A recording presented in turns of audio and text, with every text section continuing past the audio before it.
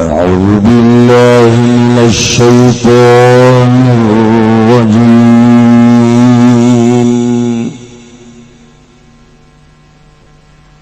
والذين اتخذوا مسجدا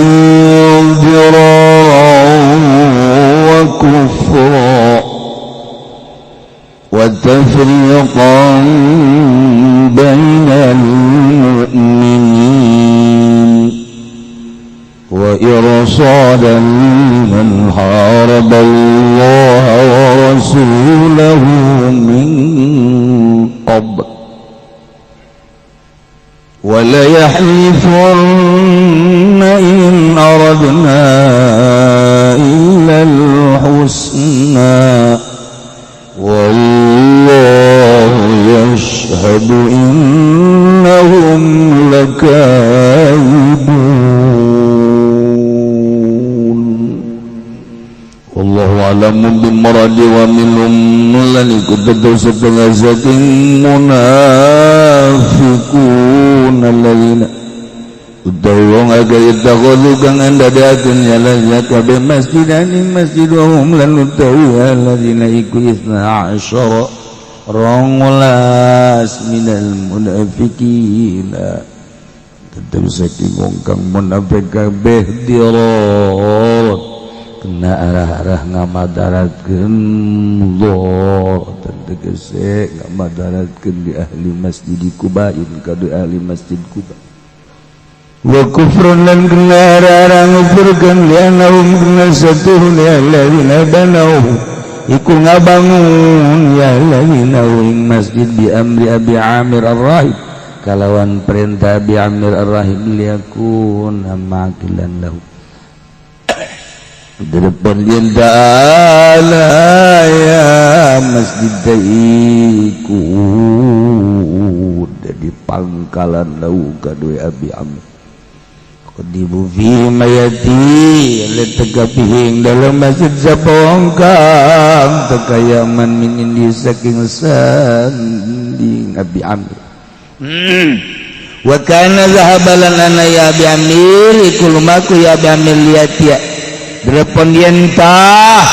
kami Abi Amir bijunudin kalawan pirang-pirang tentara min Kaisar saking Kaisar Romawi likitalin Nabi kenarah merangan Kanjeng Nabi Muhammad sallallahu alaihi wasallam wa tafriqan lan kena arah-arah misalkan bainal mu'minin dalam antara orang kang mukmin kabeh alladzina yusalluna bi Quba desong ake kang pada salat alladzina kabeh dalam masjid Quba bi salati ba'dihim fi masjid kalawan salat setengah alladzina ing dalam masjid alladzi wa irsadan lan kena arah-arah irsad nginte-nginte tarakuban tegete nginte-nginte liman harab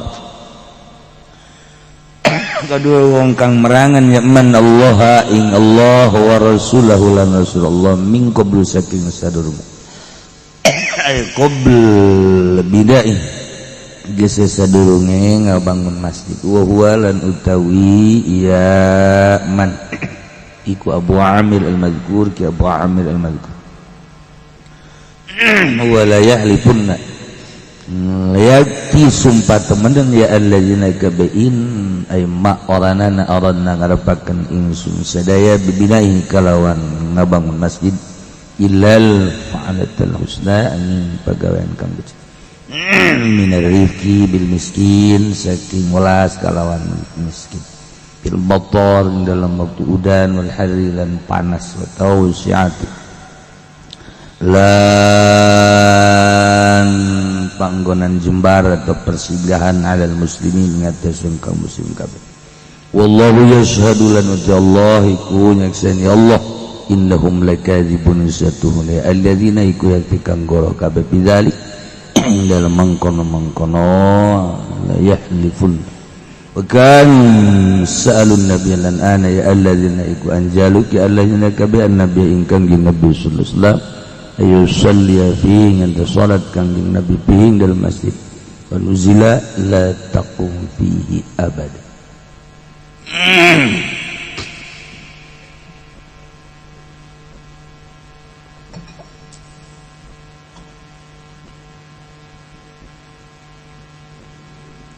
Masih keneh nyaritakeun seputar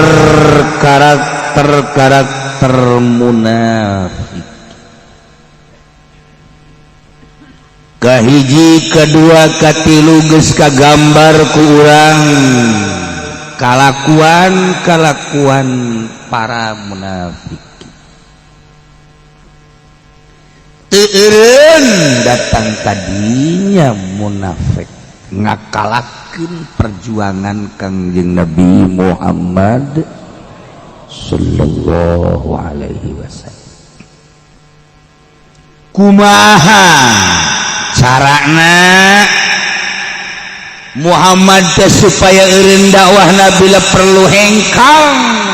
ti luhur bumi. Ku cara kumaha bae hese Muhammad teh geuninganan. Da terus bae Muhammad teh berjuang datang ka jelema geus bararanut sang munafik mapan beuki nyeri bae. Duh. Ku cara kasar geus teu bisa. Ku cara lolondokan geus teu bisa. Nah, kuari mah aya cara ngabandingan limit kacilina siga sarua berjuang. Aya hiji jelema ngaranna Abu Amir. Ieu mah bener-bener raja munafik. Masya Allah. Tapi di hari mah rapi, sopan, tetapi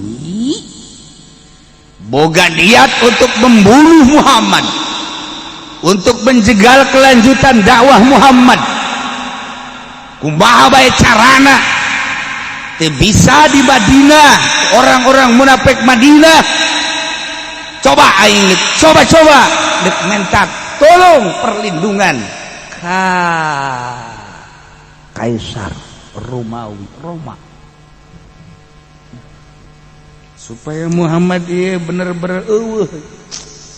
Padahal awal namanya ngaji rohib kan Abu Amir teh rohib teh pendeta anak Hanzalah makan seorang sahabat anu maot nage eta teh di pandian nage ku malaikat. Masa gelarna Hanzalah Ghasilul Malaikat. Bapak nama maotna di pandian ku malaikat, anak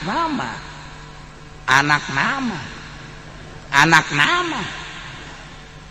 kadenge ku cilisya tuh kan ya Allah tisa eutik bapakna wali anak nama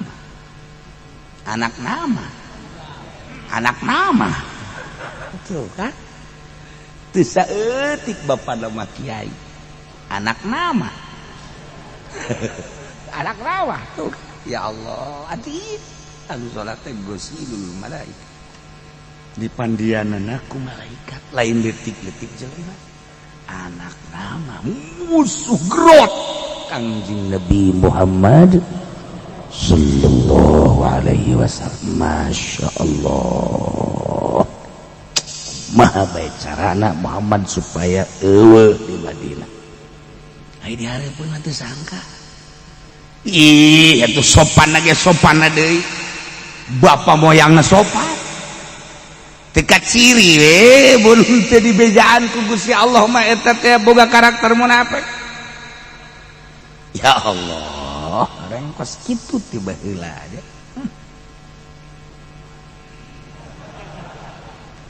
Eta Abu Amir teh ningali muslimin keun ngabandayeut ka Masjid Quba. Nyeri hatena lantaran talafakur tabarruk taqarrub ka Gusti Allah di Masjid Quba. Breh bae nu kungsi ka Quba mah kagambar. ngararengkeun ngabana ye takarub sarolat zalikur di Masjid Quba teh nyeri hati Abu Amir teh kumaha carana ieu teh kumaha carana supaya mukminin teh ulah hararusu teuing ke kabelah dituna anak baranakan incuan ke beureunan arariman kabeh ka Allah jeung ka Muhammad bahaya ya kos kieu ye nyin caranya na nyaruaan ka Masjid Quba nyin masjid ya Allah ya Rabb nyin masjid ye Quba tah tak urang lamun kungsi ka Quba di jalan tah seberang jalan di dieu aya belah kiri eta masjid disebut Masjid Diror ya mun ente mun urang di Mekah keun nah dia lewat memeh Masjid Quba belah kiri plek aya masjid baheula ieu mah keur carita baheula heulana belok terus Quba jadi ieu Quba jalan di deukeut di paenteng-enteng katingali dibangun kumaha masjid dikumpulkeun balad-baladna jumlahna kentong munafik 12 bangun masjid disebut masjid persaingan kuariba lain muludan bae persaingan lain rajaban bae persaingan lain ka masjid-masjid calon lullah eleh yeun masjid calon bupati eleh yeun masjid dihandapna bupati teh henteu kiai jeung kiai ribut yeun masjid tah ieu Diror Tangerang Kabupaten Tangerang aya 3 masjid hasil calon lurah anu teu kondusif belah dieu datang ka maot hiji belah kidul aya hiji belah dieu aya hiji 3 nu kulanya hobae akibat dina pilkades dihayu-hayukeun seperti eta nyin pecah umat pecah belah ieu urang ulah sampai ka kos kitu sadar bisi ku hawa nafsu anas di masjid anas disiksa ya jian masjid tujuanana hiji Diror mereka 2 kufran nomor katilu tafriqan bainal mu'minin nomor kaopat irsadan liman haramallahu wa rasulah ya Allah hiji tujuan yang masjid teh Diror ngabahayakeun ngamadaratkeun ka Masjid Quba ka jelema-jelema nu sok dararatang ka Masjid Quba supaya ulah talalentrem di Masjid Quba dijieun pecahan masjid tenar be jadilah Masjid Diror masjid gak bahayakeun supaya bahaya kumaha munafik makan gitu supaya madarat supaya bahaya jelema anu husu supaya ulah husu jelema anu daratang supaya ulah datang jelema anu ngagung-ngagung ka masjid itu supaya ulah pokoknya mah dibuat bahaya Diror ngaranna ngabahayakeun ka ahli Masjid Quba eta munafik mah kos kitu bae munafik mah ngabahayakeun kan aya lain munafik mah endegna teh ngahijikeun munafik mah mecah belah hari lain munafik bahkan endegna teh dedeuhnya demi kemajuan bangsa negara jeung agama eta jelema bener tapi munafik mah nyieun pecah belah nyieun ekses eta munafik henteu saha mah dek di pemerintahan dek di jawara dek di kiai lamun boga karakter Diror ngabahayakeun jang bangsa jang umat jang muslimin eta munafik. Tah, inget ka dongeng Gus Dur. di mobil naik mobil limaan Gus Dur dihareup kiai nu opatan nu dua di tengah nu dua di tukang keri meureunnya ya sebangsa gitulah namanya Gus Dur naik keri ya sejarah aing nu di tengah ngarokok bae so Kiai NU mah kan begini ngarokok Kiai NU ngarokok kuari kiai-kiai tiaman ngaharam-haramkeun ngarokok Wahabi ngaharam-haramkeun ngarokok Kiai NU mah nu tadina ngarokona 5 jadi 5 bungkus NU mah kos kitu hayuh bae ngeleput bae datang ka Harari deung bibirna ge mun aya kiai tiaman ngahajakeun teu hayang ngarokok lo mun aya Wahabi bangsa Amin Rais geus bunga layanan cek Amin Rais kunaon melepeng ieu haseup Kiai NU kos kitu tolol Kiai NU mah tapi ya kos kitu geus ngarokok bae sebab unsurna loba lain bae urusan-urusan hukumna tapi unsur-unsurna di Indonesia mah loba masalah rokok teh cak anu digigireun jangan ngerokok aja sih ntar sebentar lagi kita sampai paling 1 jam lagi baru merokok udah jangan merokok enggak saya enggak kuat cek saudara cek kiai ngarokok batu ngerokok buka tuh dibuka kacana leung udah kan kieu kayak ngarokok di kadiekeun deui atuh tetep haseup mah aya dinasehatan gue jadi Kiai tangannya jangan dikeluarin ntar takut ada pohon-pohon apa gitu kan nanti rusak tangan Pak Kiai biarin aja dinasehatan deui teh ku Kiai anu di tukang Kiai tangannya jangan keluar maksudnya ntar kalau ada mobil ada motor itu kos zaman baheula urang keur leutik langsung ngaluarkeun leungeunna sia ngana tetep we usut keluar deui hese dinasehatanana maksudnya pasti kena mobil batur motor tangkal kayu kan ngaranna ge di mobil geus teu bisa dinasehatan ku tiluan teu bisa nyana kaopat kalima Gus Dur anu bebeja ka Gus Dur Gus saya ngerokok aja nggak berhenti nasehatin udah nasehatin bagaimana aja tetap aja nggak mau berhenti ngerokok di tangannya keluar aja ini kan bahaya Gus ntar waduh kalau sampai patah kita kan malu Gus masa ada kiai patah gara-gara naik mobil kampungan amat katanya iya aja Gus Dur nggak nasehatan kiai ngerokok boleh tapi tangannya jangan keluar emang kenapa ntar kalau kena tiang listriknya nanti roboh jadi kalau roboh tiang listrik ini mati semua sekecamatan kalau mati sekecamatan kan jadi gelap ini kan Kiai membahayakan umat jadi mati sekecamatan oh iya ya asupkeun ka jero beres udah enggak dah saya takut mati ceknya eta kan nasihat Gus Dur hebat maknana naon tah di nasehatanku pertama mah besi kena mobil paling rusak leungeun di nasehatan kedua kena tangkal kayu paling rusak leungeun cek Kiai moal aing mah leungeun aing sepodo rusak ge sebab naon pribadi tapi ketika dicaritakeun ya besi kena tiang listrik rubuh pareum ieu kan umat ieu sakecamatan madarat kabeh tak bunga madaratkeun umat jadi teu ngarokoknya hebat ta Gus Durnya muhara ta eta teh kiai mah demi umat kabeh umat teh kuari teh dipake bae pake plang DPR demi umat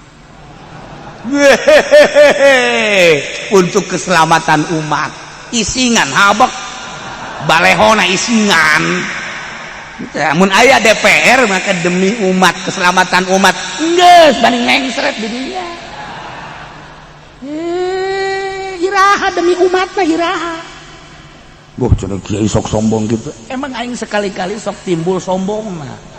sebab can pernah neuleun nu benerna mana DPR nu bener hayu coba sang hareupeun ka aing jol teh ka aing datang ieu aing pang benerna aya sia aya ditatar ku aing sia emang aing teh nyaho ayo sia diisin-isin sia kuai entar gitu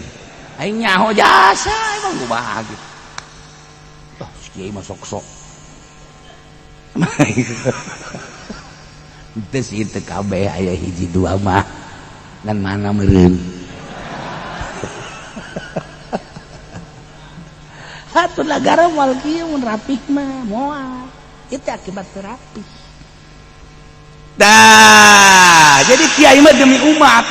kajen teuing ku kumaha geta dibejaan besi leungeun rusak besi teh teu jadi kajen teu mah urusan. Tapi ketika umat bahaya madarat bung tamu munafik sanajan geus dinasehatan ge entar bagaimana kalau mati terus bae tamu munafik karena ieu mah jelema muslim kiai henteu kajen teh ngarokok deui di jero deui waduh cak kiai nu saja maring tadi cak nyaman kuari ngarokok deui ditutup deui pintuna jandelana atuh beuki ngelekep bae cak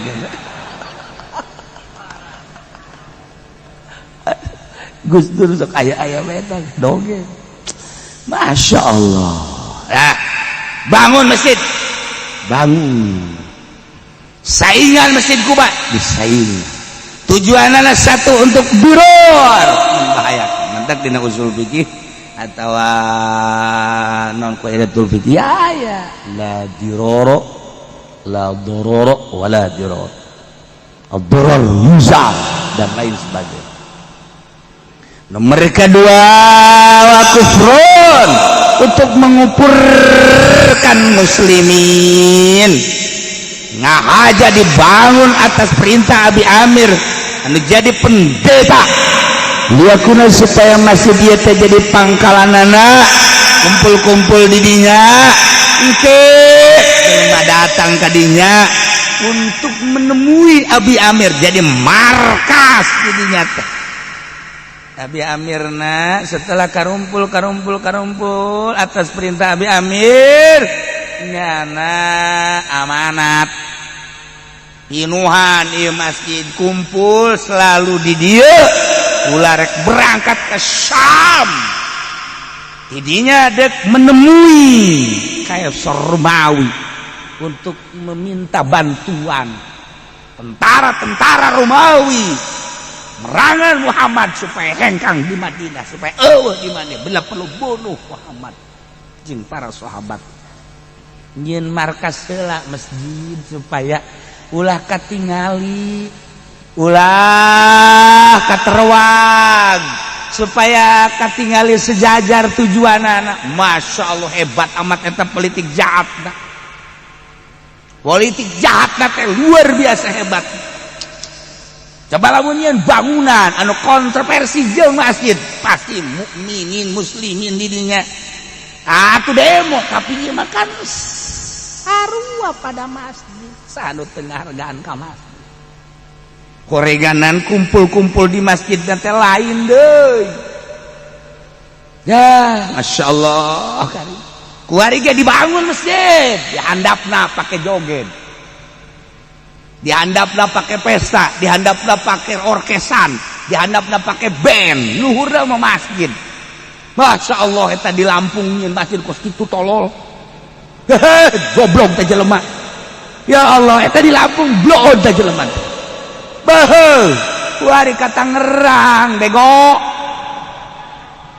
Tadina mah di Bandung, Ciamis, tadina mah Yogyakarta aslina mah Yogyakarta. Jogja teh kebelah dieuna terus ke Ciamis ka Tasikmalaya we sing iki wis ana ning Tangerang ge we lah iya sira ge wis merono aduh geus kumaha coba eta deuk kumaha coba dibisniskeun ayo anu nyekelna kan kiai ieu mah masjid kiai luhurna mah ya handapna bahkan lain masjid ieu teh jang ngajamin, jang ngagaji dan lain sebagainya kuletik eta. Ya Allah, jang ngajamin sakadar ngurusan masjid bae kudu make aya band di dinya, orkes di dinya, pesta di dinya. Ya Allah ya Rabbi, henteu kumaha khusukna ibadah ka Gusti Allah dicampur-campur kos kitu. Nah, eta mah di Palembang, lain di dieu lain. Di dieu mah wis leuwih dingin ge. Deuk kumaha na sok? Deuk kumaha aya. masjid diror kadeleuna masjid horeng ngabahayakeun diroron wa kufran ngufurkeun tempat kumpul-kumpul. Nah, nomor katilu wa tafriqum bainal mu'minin, misakeun antara mukminin alladzina yusalluna bi Quba'in anu sarolat di Quba supaya bisolati ba'dihim fi masjidihim salat sebagian punya nangke diomongan teu kudu ka Quba bae deui ke masjid ka dieu geura saware breng nu ka ditu teu kudu di Quba bae sarua ieu ge masjid kene malah potonganna leuwih bagus ieu mah jeung di dieu mah deuk manghareup ka mana ge masalah sia teh munafik goblok jadi leuwih ringan perasaan. Jadi itu mah aya aturan-aturan ngobrol teu meunang nyaritakeun dunia teu meunang di dieu mah masjid bebas. Pokona bebas masjid ieu mah neuk kumaha ge masjid sarua tapi aya kebebasan. Ieu tafriqum bainal mu'minin.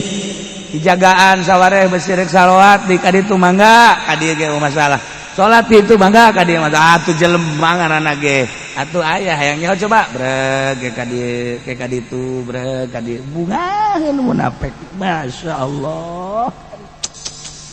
wa irsadan liman haraballaha wa rasulah jeung nyana yen masjid teh jang ngintip jang memantau tarakuban kasaliman abi amir anu merangan Allah jeung rasulna memeh ngabangun masjid nyana selalu nyen ekses nyen permasalahan kontroversi bae ieu Abu Amir haju nyen masjid jangan ngintip sebab nyana keur berangkat ka ditu ke rumah untuk minta bantuan bala tentara jang merangan Kangjeng Nabi engke janan deuleu matak strategi tempatna teh bisa ka deuleu belah ditu jalan datang encan bagi datang encan maksudnya busuh tentara kanyahoan jang irsodan bahkan dibuat menarana anu strategi jang lulu ka ditu jalan ka di jalan bisi datang tentara anu neuk merangan Kangjeng Nabi.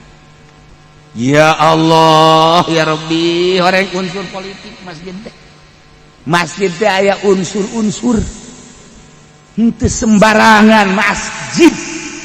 Ya ada tak orang nyen masjid teh loba unsur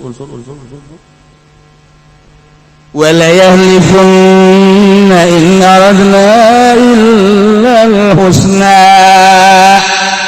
jelema munafik teh sararumpah kami mah teu aya ngabangun masjid teh kecuali ieu teh pagawean anu bagus kieu geura kami nyen masjid teh nomor kahiji minarifqi bil miskin aya rasa dedejengnya kanu miskin ketika waktu hujan mangga nu miskin teh sidik nyiuhan ketika waktu panas besi kapanasan di dieu mah dibangun sedemikian rupa jang nyiuhan panas tiris tiis bisa mangga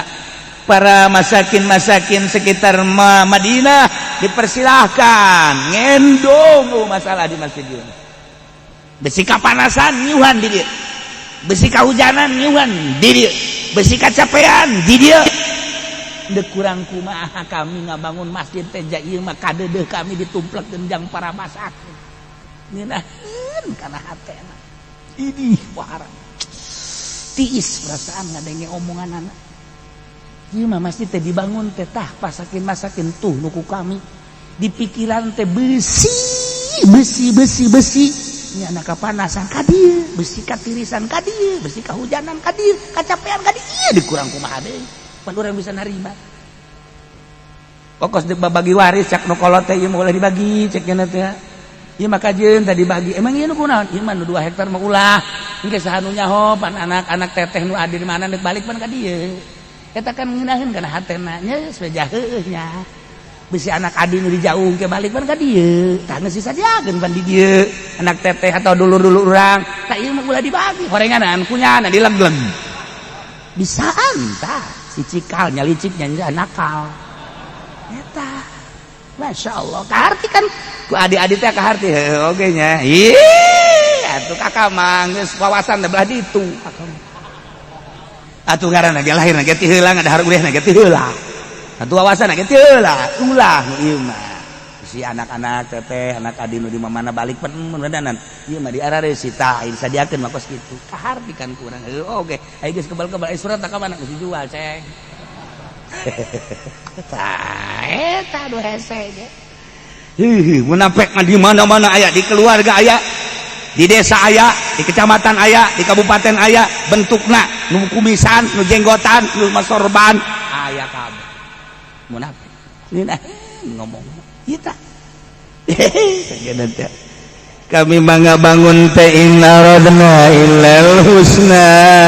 demi Allah wa layalipun lesararumpa demi Allah kami mata berharap ngabangun teh semata-mata sakadar ngabangun tetapi ilal husna kecuali kami mah boga tujuan anu bagus nyata dedeh jeung nya ada ditumplekeun ka para masakin ka para miskin dina pil mator wal hari hujan besi kahujanan tah masjid panas besi kapanasan tah masjid besi kacapean tah masjid besi aya anu di imahna pas sedak-sedak tah masjid ya Allah kuminakeun kana hate ujian tararimbu di masyarakat leutik hebat wa tawsiyati 'alal muslimina jeung ngajadikeun tempat persinggahan 'alal muslimina ka para muslimin secara bebas muslimin anu datang ti Mekah besi dek singgah di dinya muslimin orang Madinah besi dek singgah di dinya dibebaskeun pokona mah ieu masjid ba masjid urang kabehan lain sakadar jang salat tapi jang persinggahan tah ieu masjidna ya Allah ya Rabb atuh katarima ku kabehan katarima ku kabeh bahkan wa kanu salu an nabiyya sarumping nu 12 ka kangjeng Nabi Gusti Rasul aya naon hapunten abdi sadaya abdi teh parantos ngadamel masjid tapi teu wawartos ka kanjeng oh masjid muhun ieu mah hapunten we abdi teh dasanes mayunan dah ieu mah atuh ngadamel masjid ieu pasti diridoan kan ku kangjeng ge ya tujuanna mah ka Allah bae buleud Allah tuluy cak kangjeng Nabi nah ieu parantos reng saya maksudna supaya besi aya miskin-miskin anu kahujanan dipersilahkeun nu kapanasan kacapean kitu kene muslimin anu teh Mekah ka Madinah ti Madinah ieu mah dibanggakeun bae ieu masjid teh ya parantos saha dihaturanan Gusti Rasul sumping ka masjid eta abdi teh ieu teh kitu nyuhunkeun pisan ka Gusti Rasul supaya hadir di masjid tarolah meureunanan membahasa kuari mah gunting pita itu parantos rengse supados Gusti Rasul teh salat di dinya abe katingalieun ku sadayana bahwa ieu teh masjid teh parantos diberkahan ku Tuhan hayang kabarokahan we ieu teh Tuhan teh kami teh teu aya sanes ieu mah ih sajabiti kepentingan masyarakat anu aralit anu bararutuheun ieu teh supados kabarokahan we ku Tuhan teu aya liat jiwa teh hayang barokah siap teh jawab pemerintah ngomongna ngeunaheun DPR tiis perasaan ya Allah ya Rabbi ngeunaheun kana hayang barokah supaya salat saya sanes dan maksudna ka Allah Rabbul alamin sararial urang pek goblok kumaha kanjeun apunten cek juga hampura lantaran sibuk kami di perang ke Tabuk jadi ieu teh encan aya pikiran jang singgah di dinya ke cek anjeun lamun geus pulang ti Tabuk karak ke kula mikir-mikir insyaallah cek anjeun kan jadi can aya informasi ti Gusti kan can aya informasi ti Gusti insyaallah cek anjeun atuh poh nyieun masjid batu hebat atuh kula ge dieu diutus ku Gusti Allah ditanya nyarieunan masjid ku ari geus nyieun teh heula atuh tah mah bau pohara tah mah sumuhun abdi teh kitu pisan maksad teh ya Allah ya Rabbi hapunten nih hapunten nuhun ih atuh jeung kangjeng datu nyieun masjid batu hebat pugu ieu teh teu ngalobaan teh masjid mun aya mata gereja-gereja ge dibongkaran supaya dieun masjid sumuhun kitu pisan abdi ampun alhamdulillah Gusti Rasul abdi teh ka alam ku Gusti Rasul alhamdulillah ieu mah aturanan teh sapada saliki kebarokahan salat lah Tuhan tadi ditu insyaallah cek Kang Jege kumaha balik perang bae ieu lantaran berangkat isuk berangkat ka Tabu jadi kektas perang kumaha hasil perang mun teh saralamet atuh insyaallah tabaja masjid ieu mun di atas pisan di atas ulah teh sial munafik mah goblok bisa anjasa ya Allah ya Rabbi tapi wallahu yashhadu innahum lakadzibun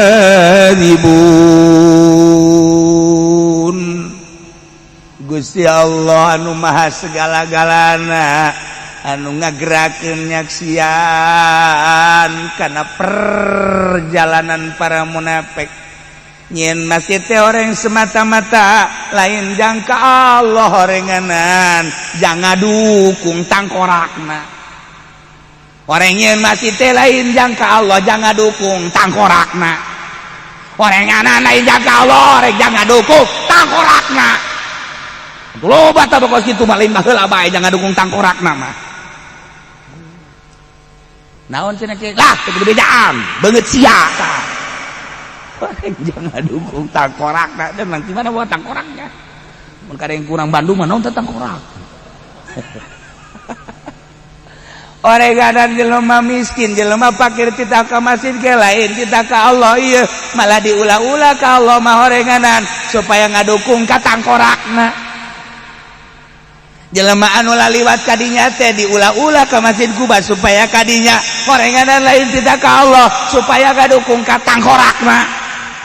barat tangkoraknya anu kacapean kapanasan kabehan supaya sarari di masjid diror eta teh lain tita ka Allah ieu malah tita ngalarang iman ka Kangjeng Nabi Muhammad ieu teh nyeun pecah belah supaya ngadukung ka tangkorakna ya Allah ya Rabbi dijelaskan ku Gusti Allah Muhammad innahum lakadzibun eta Abu Amir berikut jeung nu 12 teh ngomong di hareupeun maneh mandap-mandap sumuhun-sumuhun haju hayang kabarokahan eta teh Muhammad ternyata lakadzibun bohong kabeh ya karim Kangjeng Nabi makan di bejaan Gusti Allah wali makan di bejaan melalui ilham ai urang kiai urang hah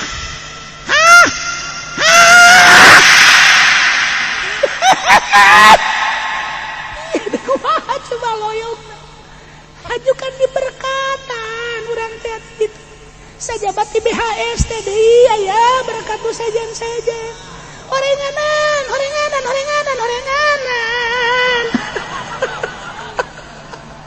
ya Allah geus sering urang teh aya ngadenge masjid teh lain jangka Allah jangan dukung tangkorak munafik teh kos kitu nu geus bae ya keur carita ieu mudah-mudahan urang nu geus bade hampura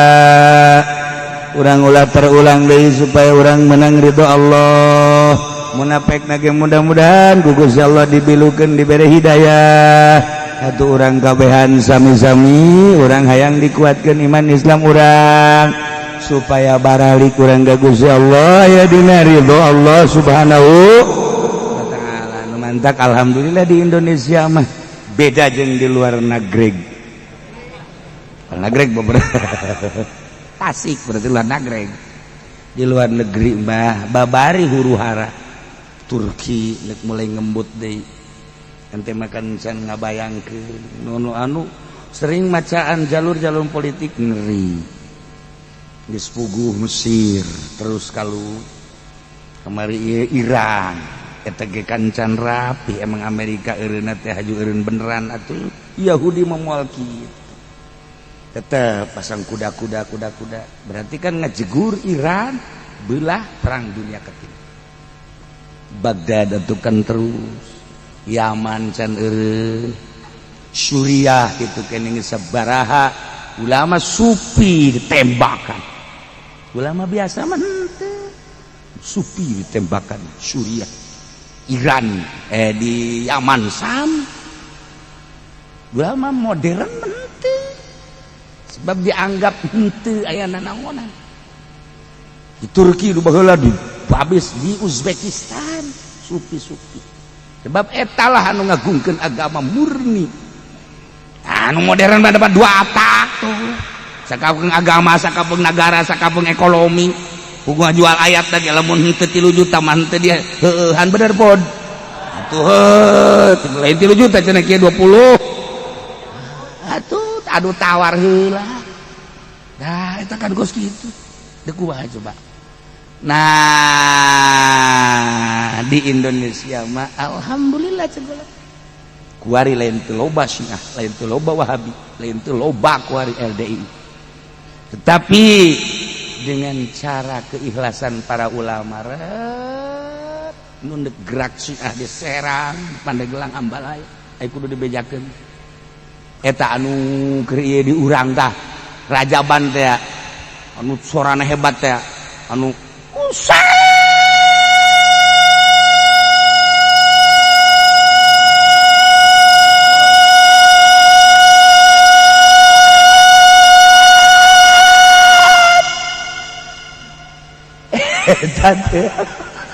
kaget ya kan,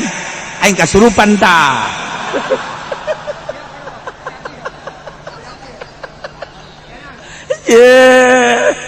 Eta teh naon eta, masya Allah Syiah geus kaciri sedek nyambung jeung kula ngobrol diajak ka dieu aya bahasa anu tek. Oh iya Syiah berarti eueuh mahabbah nya nama urang. Awal lagi sebejaan menang ge ngeudang hayang nyaho coba datang ka mana dik ngembang-ngembangkeun kuari aya nu nawaran deui cenah ieu di Iran, Polri terbaik Iran. Hayo hayang nyaho dek Husein deui teh. Sakali deui.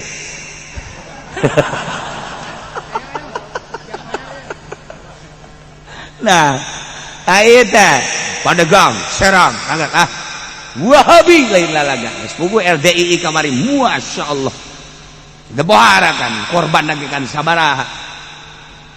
Kuari Ambalaya setelah pemilu teh, setelah pemilu mantap kamari gontok-gontokan rame teh. Kurang akan tanya banyak gitu-gitu be politik kan. Tetapi ulama di urang mah hiji ngahiji deui. Nomor kedua haji cara ricing tiis. Anu tadina gontok-gontokan segala NU, segala FPI, segala etik kuari meret jadi rapih deui. Di Indonesia mah masya Allah aya naon meureun. Nah, setik ekses toel. Kamari kan deuk hampir rame-rame tek toel. Hampir gede kan kamari di Banten pembakaran toel. Set. Ulah. Doa, orang doa barang khusus jelema-jelema khusus kita ngadoa. Yuk, orang ngadoa. Doa. Teu diajak nu kos garari heuh. Pamas atuh. Atuh nu kieu diajak. Atuh bantes ngadoa nanyakeun berkat mal beres. Ieu mah nu ngadoa dan ulah yang berkat. Mal dibejaan ku aing kos garari itu panas. Ayeuna mah aing ge katepaan we. Khusus saya ngadoa khusus Jawa Timur, Jawa Tengah, Banten. Yuk ulayana naon di negara kuku bahagian negara urang. Ieu teh bangsa urang, ibu perti urang, ieu urang ngadoa salamet. Penggedena di urang. Toel. Yuk demi bangsa negara, demi agama. Kuari kan nu gerak-gerak bingung. Kok bisa kos gitu? Inilah Indonesia kita. Inilah NKRI kita. Inilah Bhinneka Tunggal kita. Inilah Pancasila kita. Inilah Quran kita. Inilah Nabi kita. Inilah pendetolol. Tung-tung dah ayah.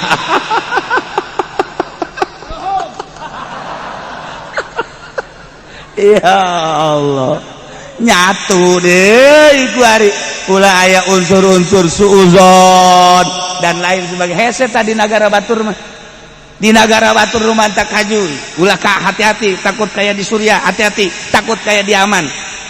ulama di orang cicing ulama supina cara ricing nah moal insyaallah sebab naon wallahu alam di Indonesia itu seperti itu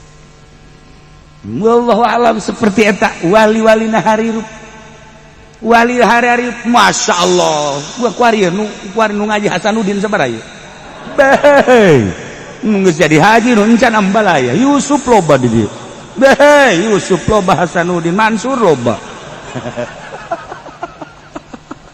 ya karim nira alhamdulillahirabbil alamin masih kene lanjutan Masjid Dirar menunggu Kangjeng Nabi kedatangan ti Tabuk anu dihaturanan linggih ku para munafikin supaya salat geus dibere aba-aba ku Gusti Allah korenganan wallahu yashhadu innahum lakadzibun munafik masih menunggu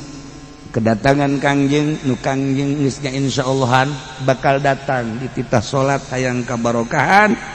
selanjutnya Kangjeng masih kene di Tabuk kedatang kumaha instruksi jeung di mana eureuna Kangjeng Nabi iraha aya instruksi ti Gusti Allah iyalah ku urang ditunggu ayat selanjutnya wallahu a'lam.